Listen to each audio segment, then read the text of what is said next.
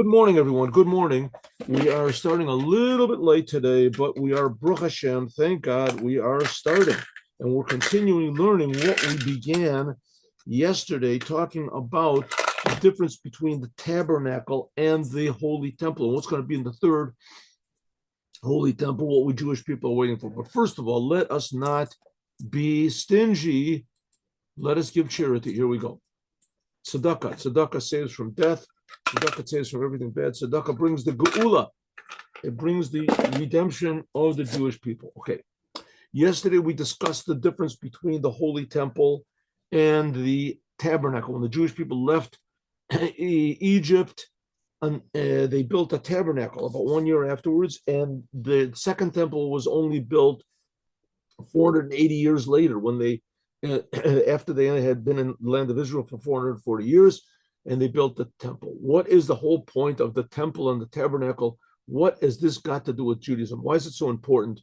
And the temple was destroyed. This is the worst, terrible tragedy that could possibly be. What do we care? We have God, we have the Torah, right? We're a religion. There are the other religions in the world. There's a lot of religions in the world. They don't depend on, some building, and as soon as you destroy the building, it's a tremendous tragedy. And this, right? They have these statues and their signs and their churches and their this and that. It's not essential that they have these places to their religion. But in Judaism, the temple is essential to Judaism.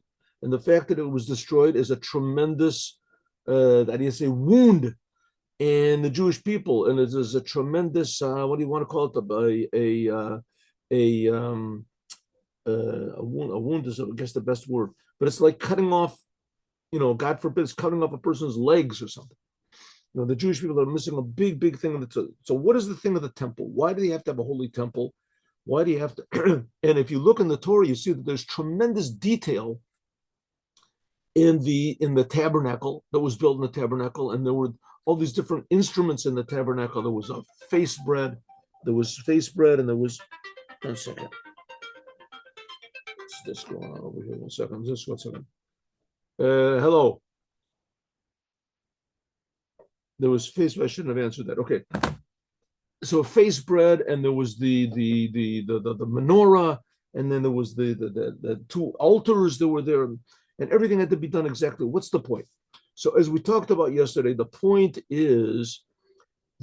Judaism. The point of Judaism is to reveal that every detail in this world is very, very, very important to God.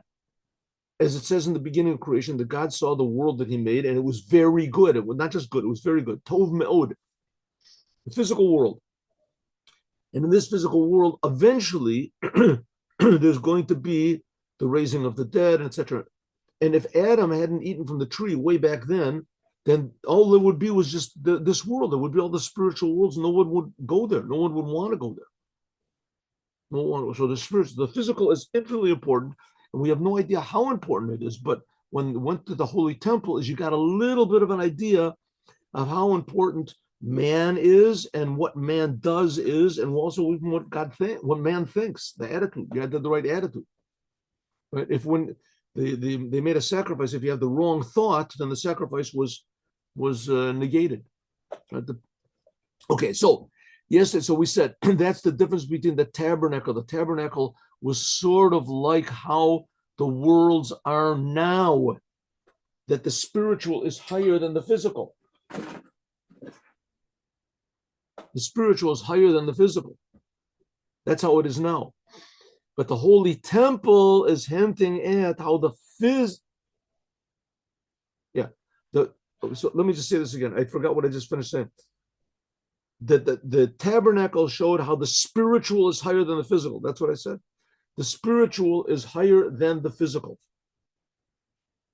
The spiritual worlds are spiritual, and there's angels. It's called the world of truth, called Olam HaEmet. This is when a person dies, goes to the Olam HaEmet. Rambam, Maimonides, doesn't talk anything about raising of the dead, or that's not in the whole normal picture of things. The whole normal picture of the world, the way it is now, is the heavens are higher, and you do good deeds, you go to heaven. You go bad, you do bad, and go to hell, right? And it says only God knows how to measure what's good. what is worth a good deed and what is worth a bad deed, and what when one could be one good deed overpowers, how do you say, is worth more than all of the bad deeds, and it could be one bad deed is worth more than anyway. That's not our concern where we're going, but you have to know there is such a thing. That's now. But in the future, when the truth is revealed, then it's going to be revealed that the physical is higher than the spiritual. How is that shown in the Holy Temple? Because the tabernacle was built in the order of creation, the way it is now. The lowest was the mineral, that was the ground. Then above that were the walls that were made of trees, that's plant. Above that were the top, the roof of it was made from animal skin. So you have mineral, plant, and animal. It goes from lower forms of life to higher forms. But the Holy Temple, the first temple, the second temple, and the third temple are made totally of a mineral. And there were a few boards in there that were things, but that's not important. The main thing was made from mineral, ground, cement, stones, to show on the importance of the physical world. Here we go. That's what we got up to yesterday. And that's what we are. Okay. Hine. Nirabali. Okay, so what does this mean to us? What does this mean to us? What do we care? What's going to be? What's interesting is what's now. Now, the main thing is going to heaven. So why do we have to know about in the future that there's going to be the raising of the dead and this physical world? What's that got to do with it? So the answer to that is that really only Chassidut Chabad deals with this question. What do we care about the raising of the dead and the importance of the physical world and things like that? I mean, of course, the world is physical. You have to do the Torah and the commandments.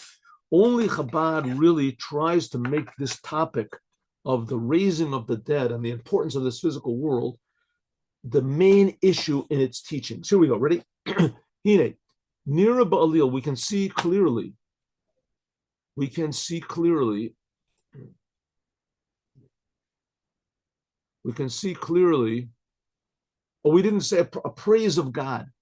Psalm number 118 starts off. I think also 134. Also starts off the same way. Let me have a look over here. 134. Here we go. No, 136. 136. Hodu laHashem ki tov ki lo olam chazdo. Hodu laHashem, give thanks to God, ki tov, because God is good. Ki la olam chazdo, his kindness, it means his love also. His love is eternal, olam, and the word olam also means eternal, and it also means to the world. So let us give thanks to God. God is good. Very basic message of Judaism. God himself, the creator of the universe, the one who took the Jews out of Egypt, the one who is mentioned in the first of the 10 commandments, God that took us out of Egypt is good, and he's good to us also. And it should be the last people that should say that should be the Jews, because we've been saying it for 3,000 years, and we've been holocausted and murdered and kicked out from the different countries. And so, but nevertheless, the fact of the matter is that God is good. Ki lo olam chazdo, and his kindness is manifested in the world. Hine, Nira Balil, we can see clearly also. Bechina zu, this fact that the earth is higher than the heavens, that the physical ground also is higher than plant, animal, and human. How can we see? Physical ground. Yesh ba'oretz, because the earth has a quality to it. Yetera v'hu b'chinas bittul. Earth has the ability of total surrender, ability to receive. That's why it's called Mother Earth. Sheyesh bo b'chinas, sheyesh bo sheyi midras tachat kapat raglav. Everybody walks on the ground. That's an interesting thing about the ground. I heard someone once say that the Jews are compared to the ground. God's afara oretz.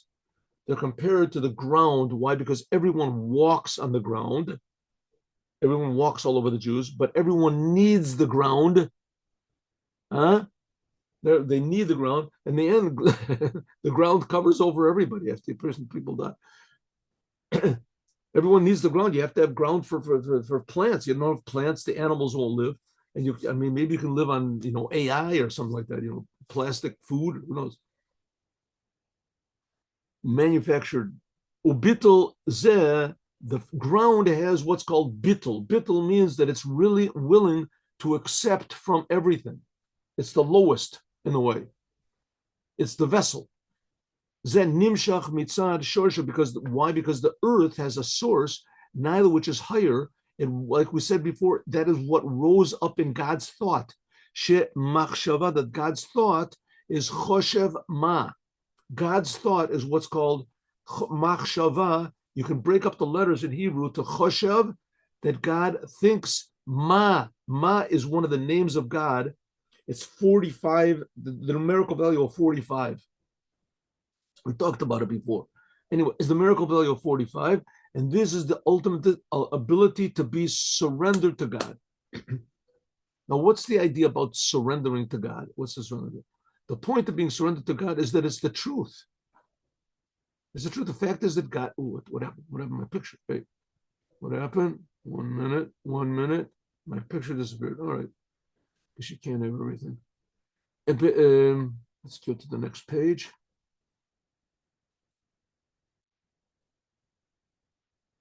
I touched something and the picture went away. Why did that happen?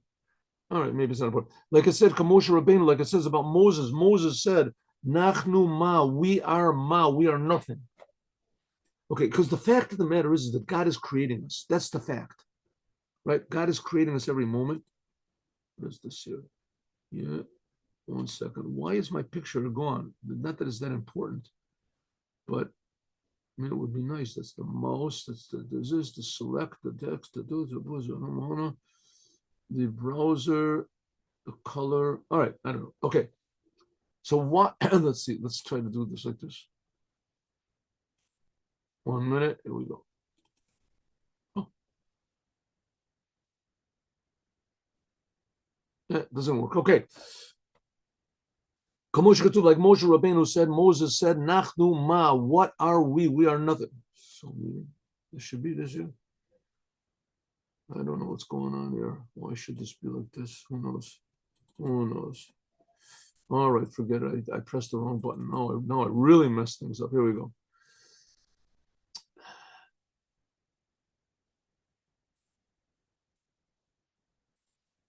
Ay. My screen, my meeting. What's going on here? There we go. Huh? This means something? I don't know. All right. Like Moses said, thing is going crazy over here.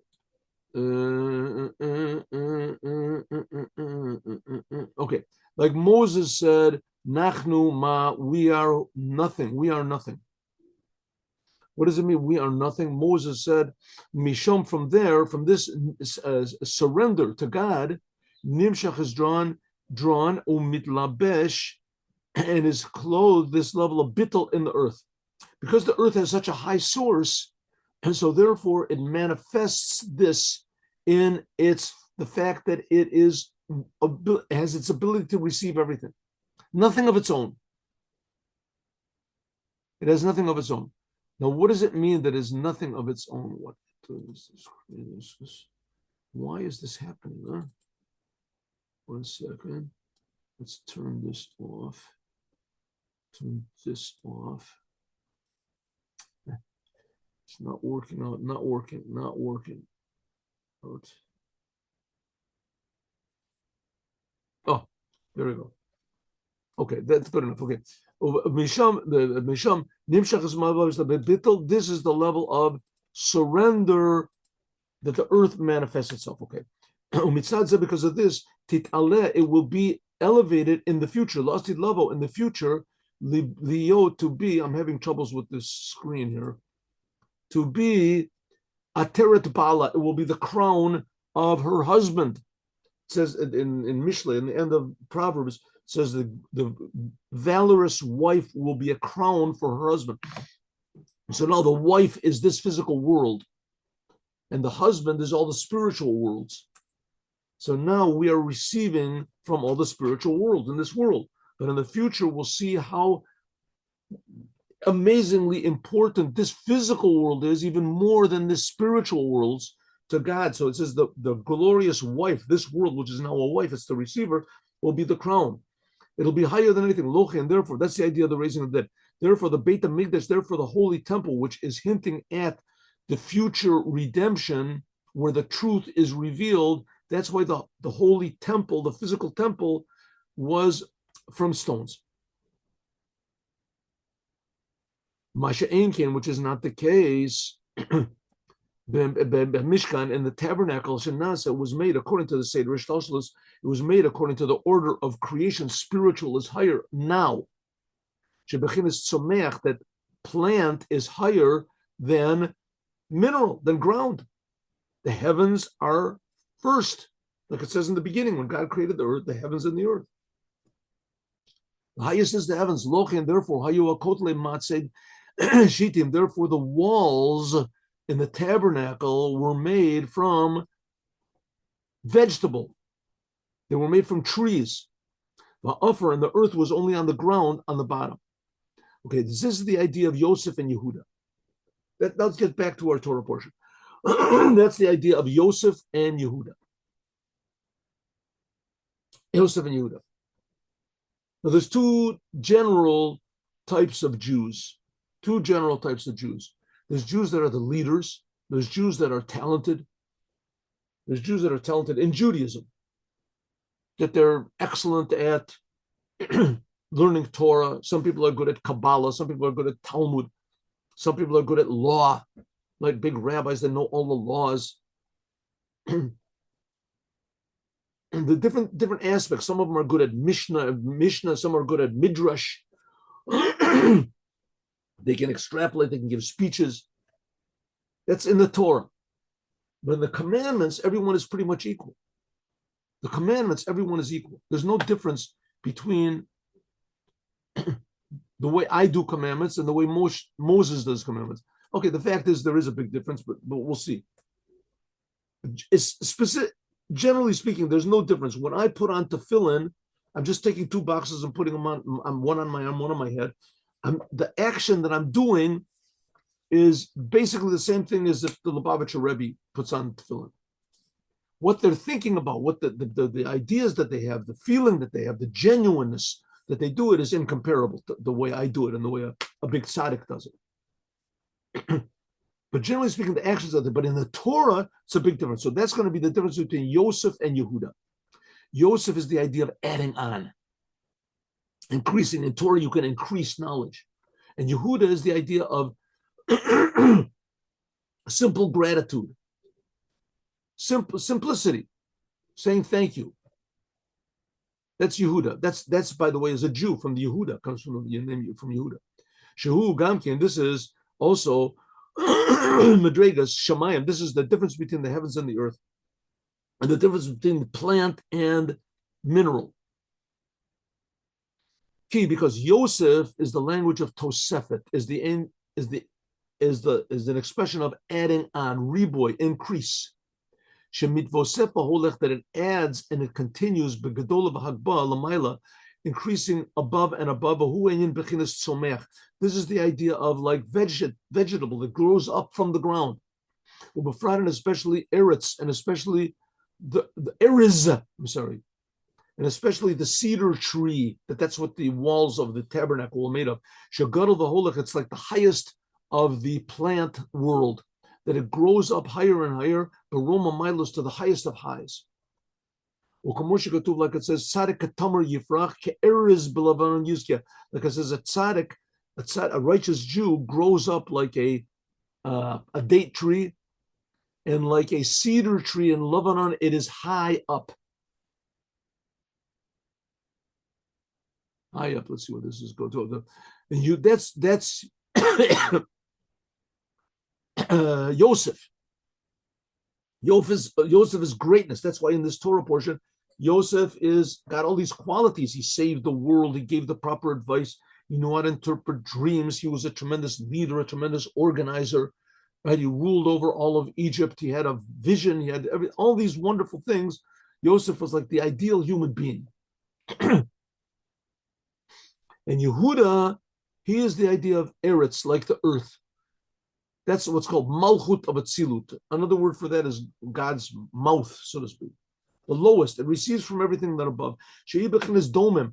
This is like the aspect of mineral of Atzilut, of godliness. The lowest aspect of godliness. And therefore, Yehuda is the language of Hodah. It is the word Yehuda is comes from the expression of giving thanks. That's what his mother, Leah, when he was born, Yehuda says, Apam Hodat Hashem, I will give thanks to God. That's the essence really of a Jew. The essence of a Jew is Hodah, giving thanks to the Creator, being surrendered totally to the Creator.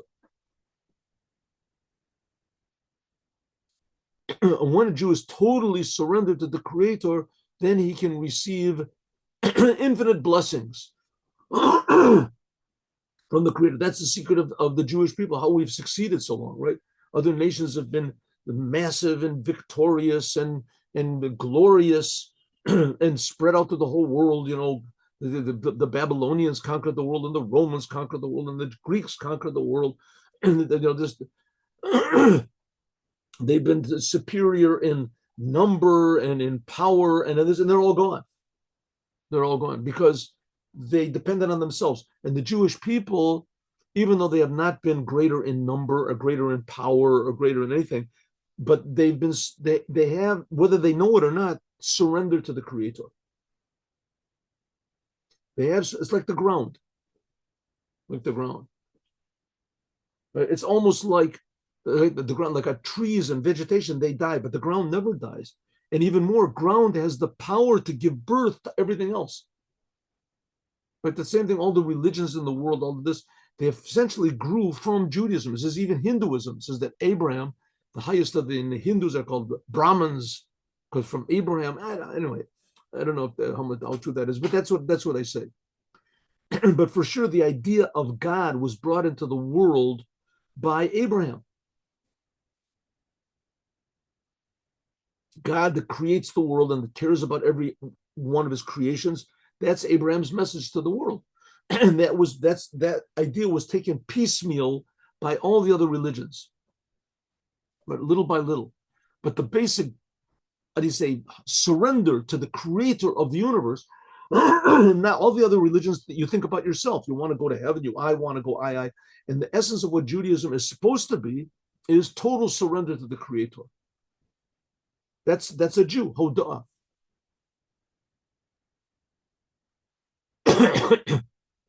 Shadomim, that the mineral has the power of bittul b'yosef. That the Jew, how were the Jewish people born? They were born from nothing. They were in Egypt. They were all slaves in Egypt, and suddenly they all just popped up. All the Jews, right? They just in the order of creation. Now Yosef is higher than Yehuda.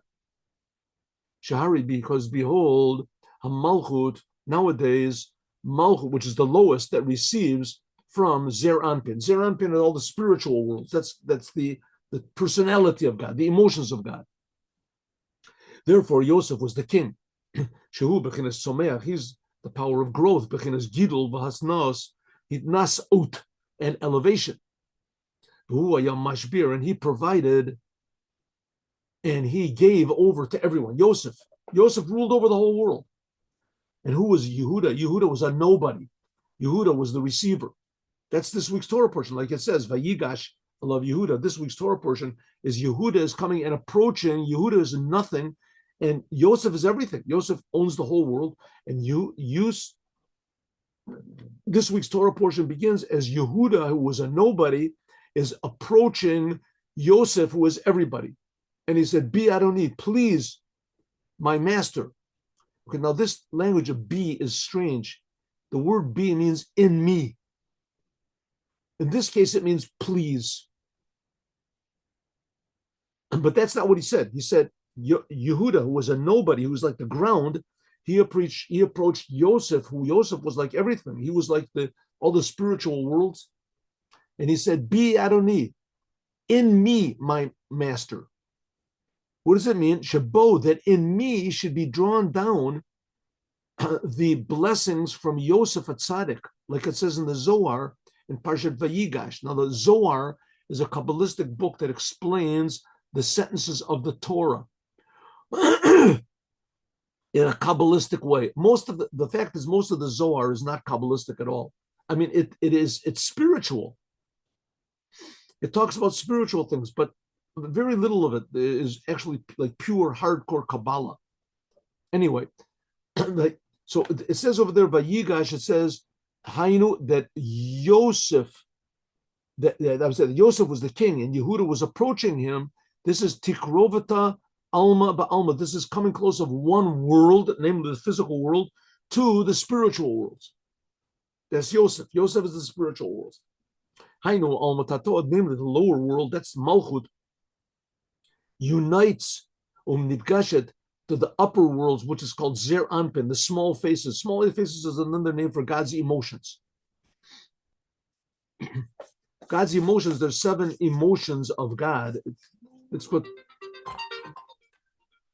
there's 7 emotions of God. Lekabel, to receive a blessing from them. V'zeu, that's what it means. Alder, show you Mishkan, that's like the Mishkan that was in the desert. That's the the tabernacle. That we're looking at a picture. Judah is below, is the lowest, and Yosef is the highest. That's like it was in the tabernacle. Now, the tabernacle, that Somech, the plant, the trees, right, the wood was above, and the ground was below. Oh, the lofty level, but in the future, Yit'ala will be elevated. Yehuda will be higher than Yosef. Like it says, Eshet Chayal Teret Bala. Like it says, the woman of valor will be the crown for her husband. Eshet Chayal, a woman of valor. Ateret Bala will be the crown of her husband. Mitzad, because of her source. Because the ground, the physical world, is what rose up in God's thought first. The ground, the earth, is more important to God than the heavens. Kihine machshava, this is God's thought. We said that's chashev ma, like we said before, like Moses, is that God thought of this surrender, bittul. Hainu tachlit a bittul, the whole bittul, the idea of bittul, of surrender, which is chachma of atzilut, koach ma, the power of what's called ma. Okay, again, let's just make a little sort of a break over here. What does it mean, surrender? Usually surrender is a bad thing. The losers surrender. The losing team surrenders. It gives up. It gives up. That's not good. Surrender. We say, no, that's the essence of Judaism, is to surrender. So you're right. If you surrender to the enemy, that's a bad thing. But if you surrender to a friend, that's a good thing. If someone wants to give you $1 million and you resist, the doctors want to make you healthy and you resist. But you go to a new job, you try to go there, they try to teach you how to succeed in the job, how to work the computers, and you resist. You don't want to do it.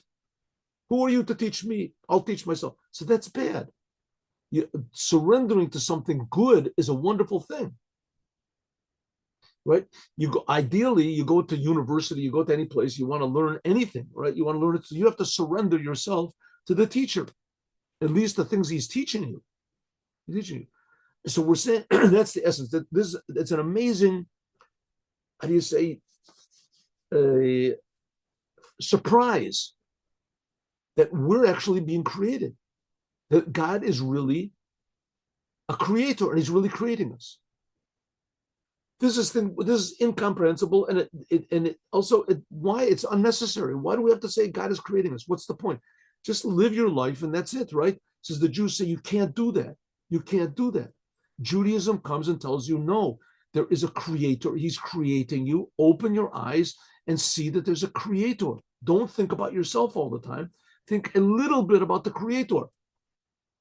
The creator took the Jews out of Egypt. The creator split the sea for them. The creator gave them bread from heaven, and he can do the same thing for you. The creator gave them the Torah. Did the Jews appreciate it? Totally not. The Jews saw God, they felt God, they knew God, they depended on God, they were breathing God, they were eating bread from God, they were drinking water that God gave them, and 40 days later they worshiped the golden calf. Why? Because they didn't appreciate it. Says the Rebbe, but now it's going to be different. Now it's going to be different. We are going to be surrendered to the truth, not like the Jews back then when they got out of Egypt. The first opportunity, they said, okay, we're out of Egypt. Now we're the boss. That's why we're in the troubles that we're in now. It all depends on the Jewish people. That eventually, though, the Jewish people will come to surrender themselves to the truth. Hine, Abba, that's what's called Abba, you said Brata. This is Kabbalah already. Abba is Chachma, that's the highest of the 10 Sefirot. And it founded Brata, that's the daughter, that's the lowest of the 10 Sefirot. Chachmi Iloah, upper wisdom of God, is called fear. In other words, what does it mean? Where does this surrender come from? It comes from the highest aspect of God, the essence, truth of God. That we are actually, our existence is something which is totally uncertain, totally uncertain. There's no guarantee that we are going to be created the next second. No guarantee. God is creating us just from his pure goodness. And on that goodness, our whole being and our life and our existence and our personality and our everything, it depends only on God's goodness. On God's goodness. That's called the upper fear. The upper fear is when you feel that my whole existence is an absolute nothing miracle, totally, totally dependent on God. It's like, let's say you say, I'm just making this example up in my own mind. Let's say someone comes in and says, you're all, okay, everyone in this room is my prisoner. What are you talking about? Everyone says, I want to show you something. Watch this. And all of a sudden the ground disappears. The ground disappears and you're just standing on nothing, on this big, tremendous hole. Right? Let's say there's a couple tables and chairs, they all fall down into this hole, right? And you're just standing on nothing. And then he closes it back up. You get the point? You are standing on nothing.